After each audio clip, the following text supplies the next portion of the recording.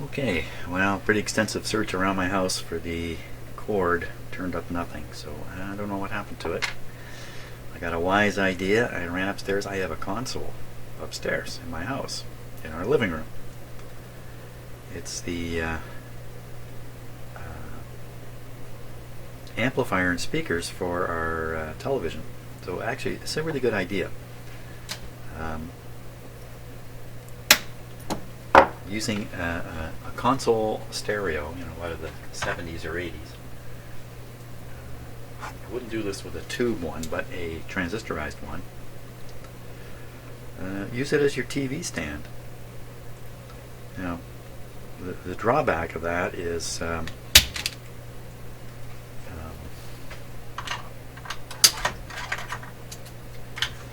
you put the TV on top of your console. If your console has a lid that lifts up, like most do, well, that's it. You've got your TV sitting on top of the lid, so you can't get into the console to change the volume or anything like that. But if you're using it like I am, as a slave amp off my television set,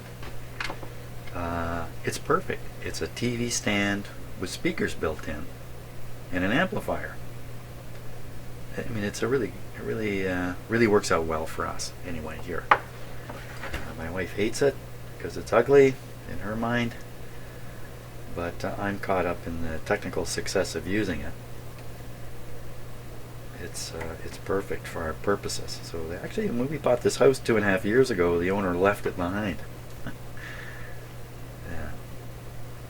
So what I've ended up having to do is basically fix my cheater cord up. I'm getting this great big honking clip. I'm going to put on a better one here, fix the insulation problem there, and then we'll have to rely on it.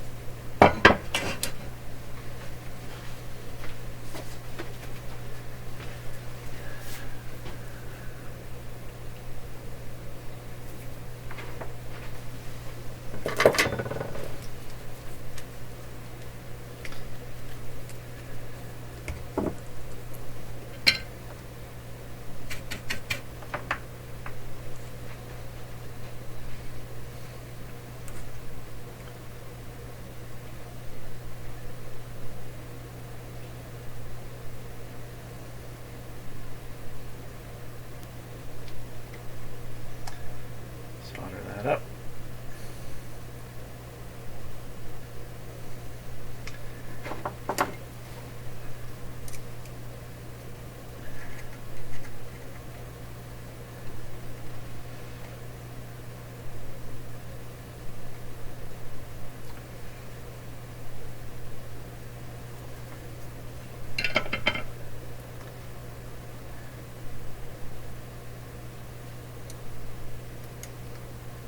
Cool it off a bit here.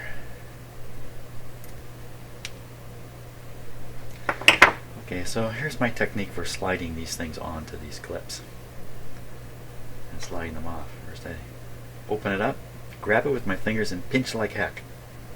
Pinch it like heck. If you don't, it's going to grab your fingers back. And let go. Hey, look at that. So the trick is pinch it hard, really hard. There we go. Okay, now we got ourselves a cheater cord. We're ready to go again. Wow. What did I figure out here? I figured out 1 and 3. What if I have it wrong? I'm going to be using some dim bulb lights. Oh, sorry about that. 1 and 3.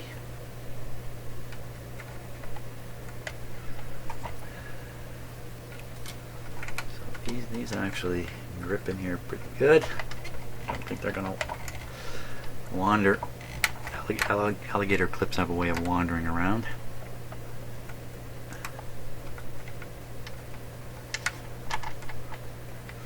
And what happens if it shorts? Let's see, if this one shorts to the next pin over, it's actually shorting to the ground, which is going to the deck, which means the whole deck would be livened up.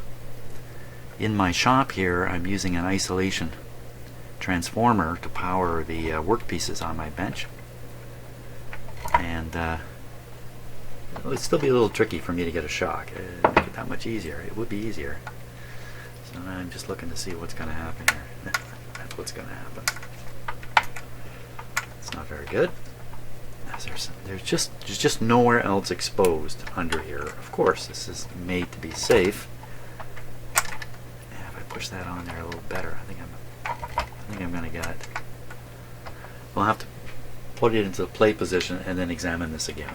Because just flipping this over is going to cause headaches. So I want to flip it over. Where's the tone arm? Flip it over this way.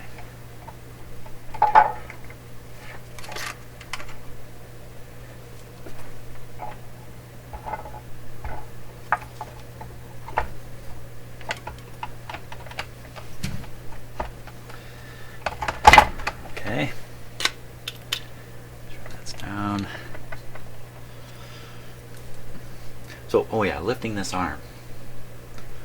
Okay, there's always a tendency to just grab it here and lift it up. And you know what, it'll come up. See, it's kind of coming up. But it causes the shaft to bind because of the rotational force you're applying back here. And I've lubricated it, so it's not bad. But once the lubrication's kind of gone, you can lift this up hard enough to bend this thing. You don't want to bend this. So it's much better to lift it towards the back, even like this.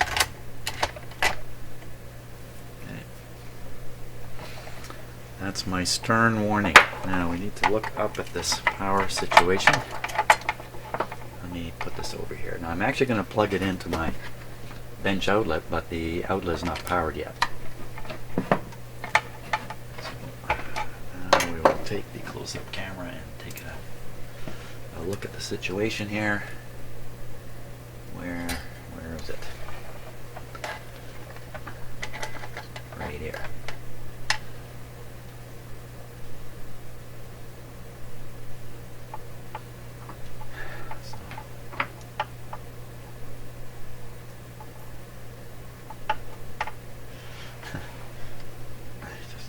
Tricky getting the camera up there. That looks good. All looks good. Now I just moved the wire. Let me wiggle the wire a bit here. Where'd we go?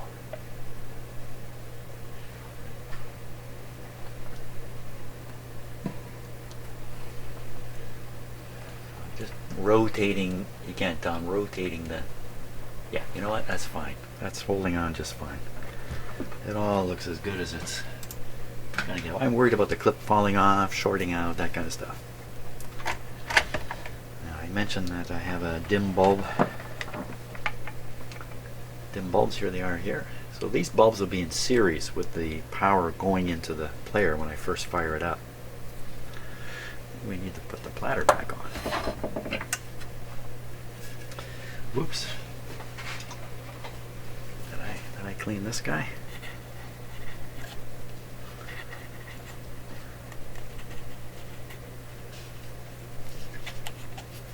Some ugliness down in here.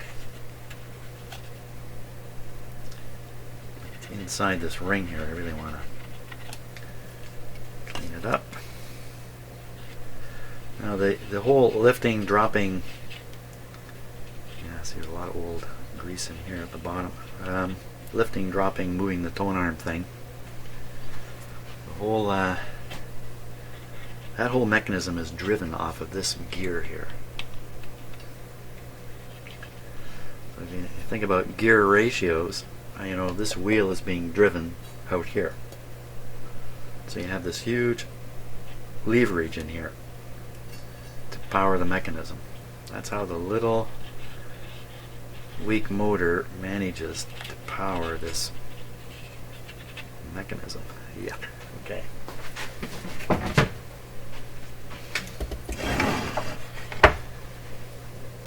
me just turn off the soldering iron. Okay.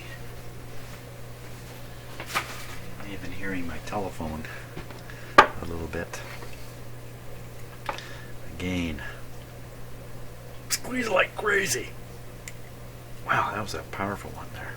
Almost ate my thumb. Maybe you didn't even see that. Okay, So, yeah, drop the platter on now. Oh, grease, a little grease, a little grease.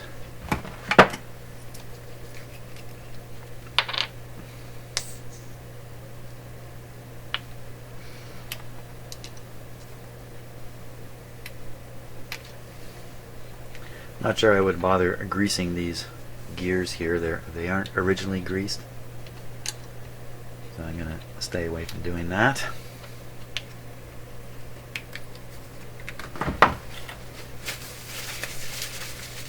Put this guy on. This thing, when you put this on, should be, there's a blank spot here where the teeth are missing. And that's the stop point. I never really finished what this velocity sensor actually does. All you got to do is kick this thing forward a little bit, just a little bit. I can't turn it. Kick this wheel forward a little bit, and the gears will engage with this. You go all the way around once until the blank spot shows up, and then it stalls because there's no more gear drive. That's how the whole thing works. Drop that there. Okay, we won't bother putting the clip on yet because I suspect I'll be lifting it off. That's usually what happens a few times. Where's the... Here it is. Now, as I say, somebody took this out of the record player for unknown reasons, put it probably beside it like this, and it rolled under and fell into the cavity underneath the record player in the...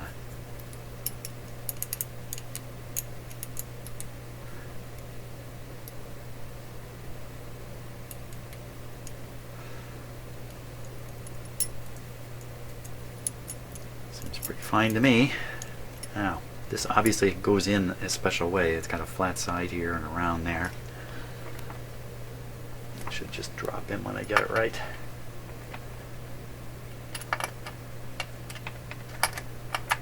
There it goes.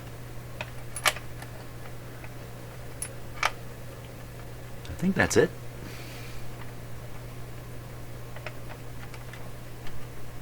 Can you get it exactly backwards? No, it feels right there. We'll try it there. Okay. A little dusty on the record player. Yeah, good reason to take the platter off. I have to clean the deck yet. Make this guy look better.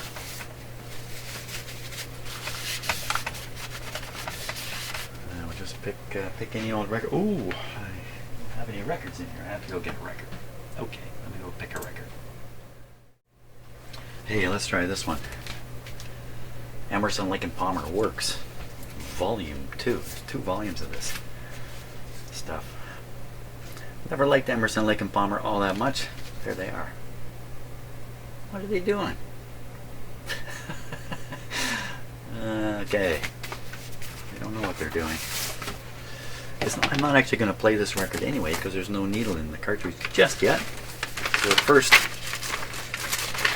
why are you taking your Emerson, Lake and Palmer record and risking it in here? Because I don't really... When the apple blossoms bloom in the windmills of your mind, I'll be your Valentine. That's the title of one of the songs. So far to fall. Whoops. They just seems inappropriately loose. I hope this is the right one.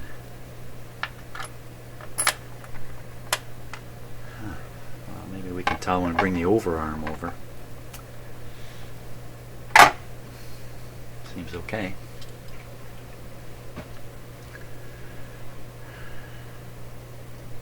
Now see, this should not be able to fall off on its own, and because it's got the blocker going here. The blocker. That top piece is the blocker.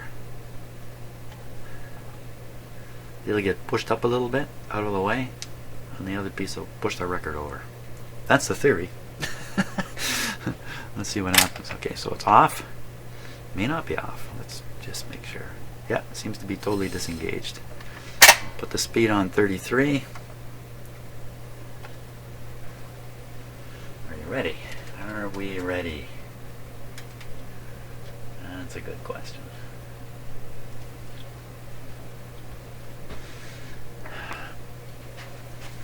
So it has a record size detecting arm back here. This thing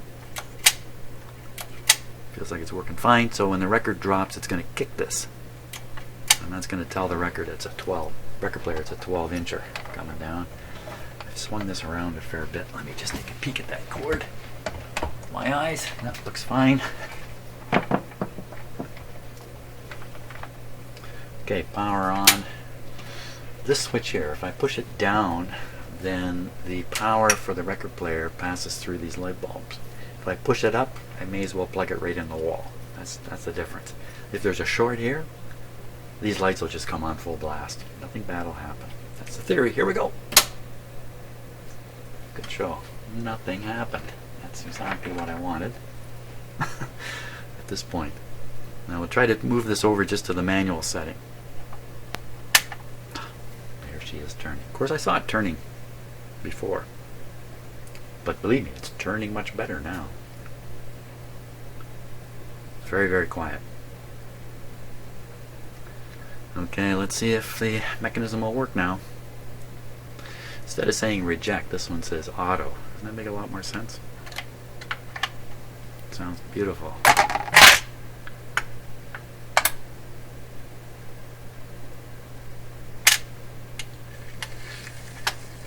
And it rapidly plays the record. Now let's go over here to where the velocity sensor will activate. And we're anywhere past about halfway. If you move the tone arm quickly, it should activate. I don't want to do that until I get right in this area. Okay, we will now have the soccer player make a dash for the make a dash. And away she goes. So most people think it has to do with the position here. That's what's triggering it. It gets to a certain position and then it's triggered, and that's partially right. But if you move it slow enough towards the middle, it won't trigger. Yeah, because the goalie will kick the ball away every time. So this is working beautifully. So now the next stage is, what's it sound like? Okay, I got to set a couple things up here, so I'll do that. Okay, before something goes wrong, I better put the headphones on here. So I'm now listening. I'm listening to what you're listening to. Okay, so these, let me come down here now. So these are feeding into my video recording microphone mixer into the line inputs. And volume down, volume up. Okay, that should be going from ear to ear. Volume down. This thing has a cartridge in it that I believe puts out a fairly powerful signal. So I'm going to rely on the line inputs first. I'm going to get in this, turn the power off here. Let me just tip this whole thing back. Tipping back. Okay, I'll put these guys in. I got a couple of capacitors here. Yeah, when I'm shooting video, I'm not normally listening to the video sound on headphones. I find it distracting. Occasionally there's something on the sound on my video I don't even realize has happened, like telephone interference or something like that, because I'm not actually listening to the video recording normally. But I am now. Got my headphones on. See?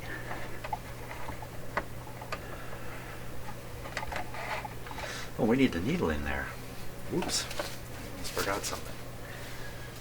Well, first, let's do the finger tap on here and see if this works at all. Okay, volumes are up. Now, this is probably in the dead position. The cartridge is not connected at the moment. I've got to get the record player further along here. Let's do this. I'll leave it like this. The way the record player detects that there's no more records drop and play is when this arm drops low. The last record is dropped, the arm goes low. In the low position, there's a mechanical trigger telling the record player there's no more records. So if I want to play manual records, if you like, or records on the platter already, I gotta lift this up, swing it over here. Now it will permanently think there's a record to drop. It will try dropping it, this thing will go, everything will happen.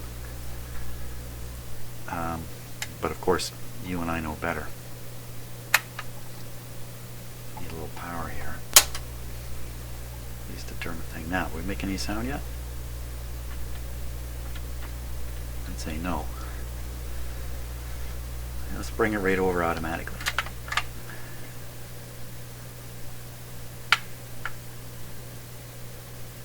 Might even hear it on the record, even without a needle. I don't hear anything.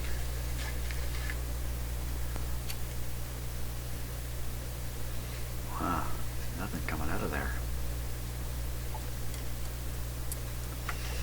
Either because the way I've set this up is false, and the cartridge is actually a magnetic cartridge.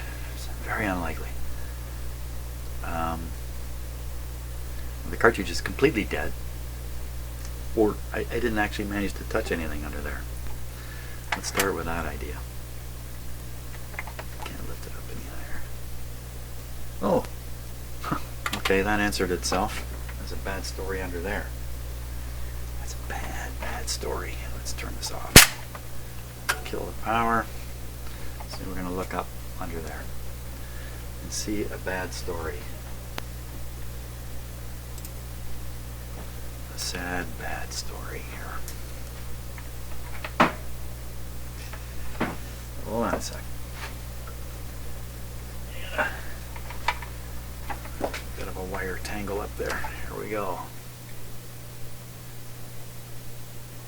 Okay, is that really a cartridge?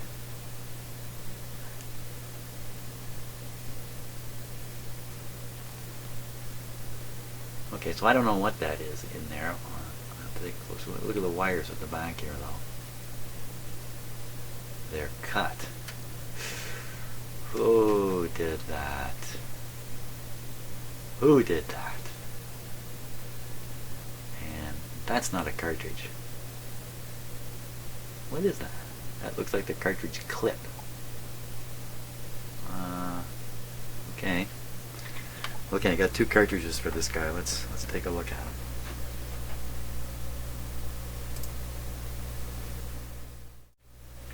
So this is kind of the thing that kind of happens when you're going to fix something for somebody else. You get stuff without a story. Okay, so that's the clamp for holding down the platter. Here's the two cartridges.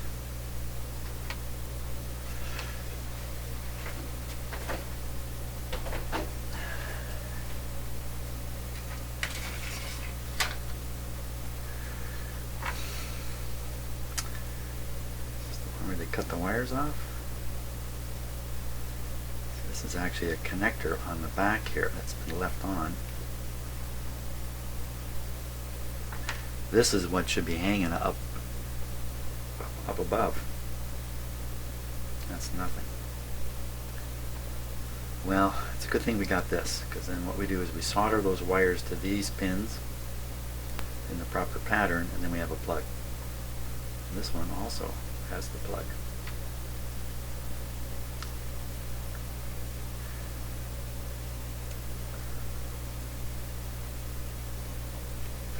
So are these perfectly identical? This is a Tetrad SN1. This is a Tetrad SN4.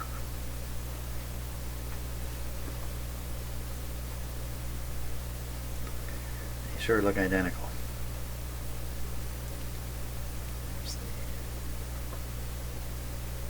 So that square thing we saw up in the tone arm must fit inside here. This must grip back here somewhere. Yeah, it grips there. So this is a slide it in like this. Pop it up. She's in. Now, it's got a needle in it. And I have the other needle. What did I do with the other needle? Put it in my super never lose it spot.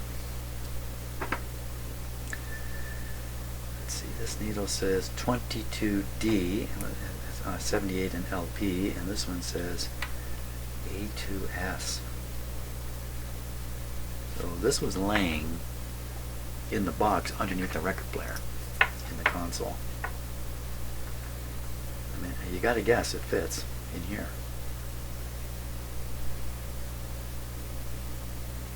Definitely.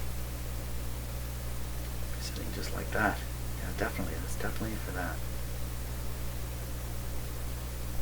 Like it wants to hop right in there.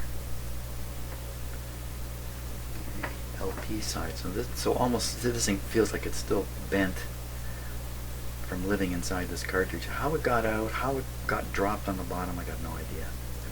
Why this person took the cartridge out? Why would you do that? Because the cartridge doesn't make any sound. How am I going to test this guy? These little tiny pins. I have two of them here. I should make some kind of test. I can try to read the voltage. I touch this and see what kind of voltage comes out. Look at how tiny those are. That'll tell me if it's working and if it's a ceramic, which I'm very sure this is a ceramic cartridge. But let's... wow, how am I going to get a grip on those guys?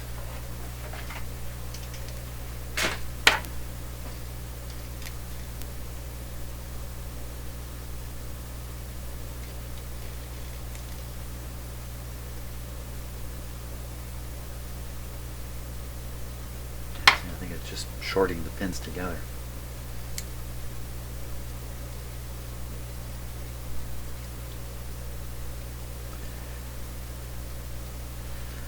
So, chances are the signal ones are the two outside ones. The two inside ones would be grounded. I mean, they're all signal. So maybe if I join those together, I think I'm shorting the whole shebang out by doing that. Do this.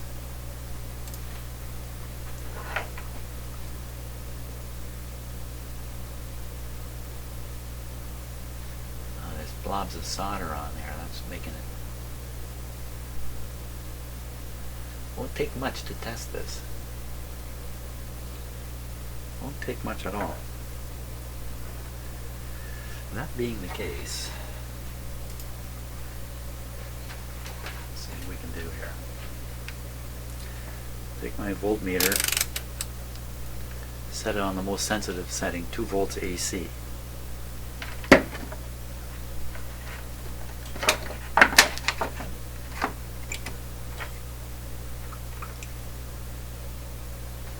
I'll make it so you can see it better. The wrong kind of thing here. The right kind of thing.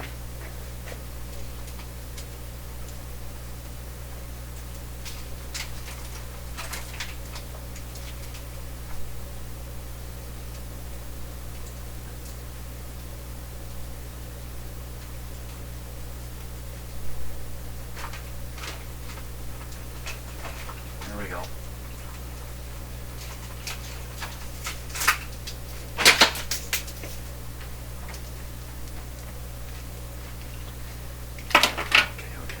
Okay. What's in there? Check these.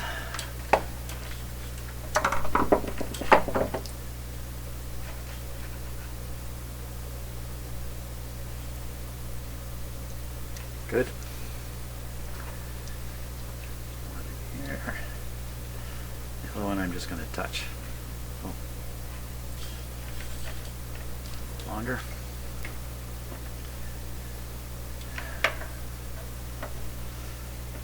We'll try this side here first, see what we get. I don't know how well this is going to work.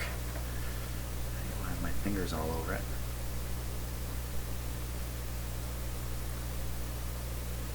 Did you see it jump to 0.7? Okay, let me try it again. There's really a lot of noise doing this. Get her on there. Okay, why it's reading 2 right now, I don't know. Touch it. Didn't work.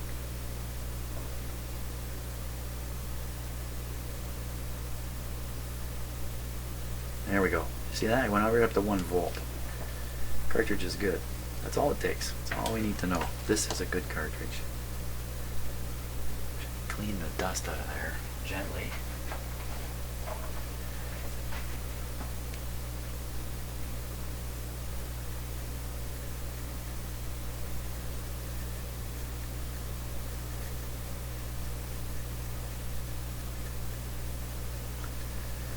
So this orange thing you can see there, that's the cradle that the needle out here, the needle shaft rides in this cradle. And that's what actually delivers the mechanics into the crystal that's inside this cartridge. There's a crystal in there. Just think about that for a minute. I have a magic crystal in here. You know those science fiction stories where they have a crystal and the crystal somehow powers a spaceship or something like that? Well, in this case, the crystal powers the record player in a sense. Powers the sound. From a magic crystal.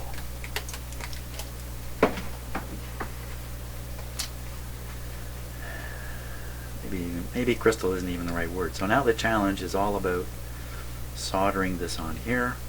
I'm kind of assuming this needle's in good shape. First thing we'll do, we'll play a record with this. Make a judgment there. For this cartridge I didn't bother testing at all. And let's just, is one of these newer than the other one? How could we ever tell that? Well, once I have it together, I'll be able to try both cartridges independently. That'll be interesting. So that's the challenge. Solder this guy onto there. Wow, that's like micro surgery. And then I got to have enough wire here. So I can pull slack. If I'm lucky, I can pull slack from way back here. If I'm lucky.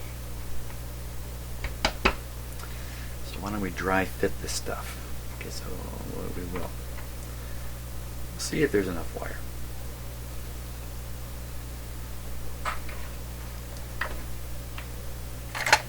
Take ELP off of here.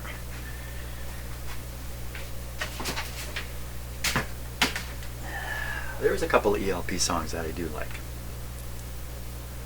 but most of their stuff, no, not really. Right, we're going to dry fit this. Try to watch on camera just to see, are those wires really long enough? So this goes in like this. It fits like that. Oh, I think there's lots of wire. Good, lots of wire at the back there, so we don't have to worry about extending the wire in any way. Now the next thing is how do I get easy work access to this? I mean, look, let's see, maybe I can get this to go up all the way. It only goes up this far. Sometimes there's a little blocker back here you can kind of undo. There he goes, a little blocker. Whoop. So I can raise the tone arm all the way up to here. Now you can see how cheap this really is. It's got a spring. There's no counterbalance. Okay, although this looks like a good spring-loaded one. A better tone arm has a counterbalance on the back, right? It's a balanced tone arm. Look, the thing, the little clippy thing. Look. Here we are. Good, so I should be able to work fairly comfortably on this guy here. Just 1 second.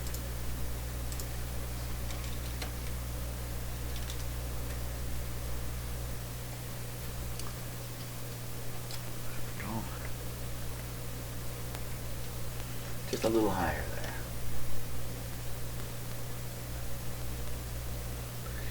Now, you know, I really can't work on something so fine up in the air like this. I've got to get some kind of platform, hand platform for me to work from.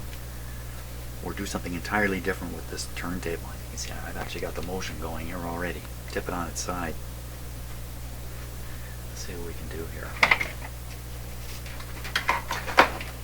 Because this is very, very fine work, and I need everything going in my favor on this. Not the least of which is I got to figure out which wire goes where. That's probably the hardest part of the whole thing. Here, let's go back to this other camera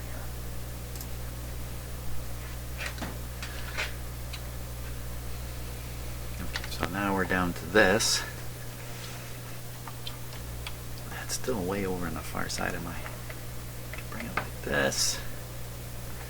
This is not too bad. Still a little airborne. Working on it. Something nice to rest my hands on here. What could that be?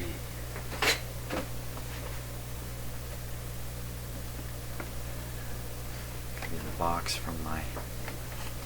Okay, that's not too bad. I should be able to work away here now. Something a little more solid in the box would be good. I've got to trim these little wires back and then solder them. I got to get the color code right before I do anything.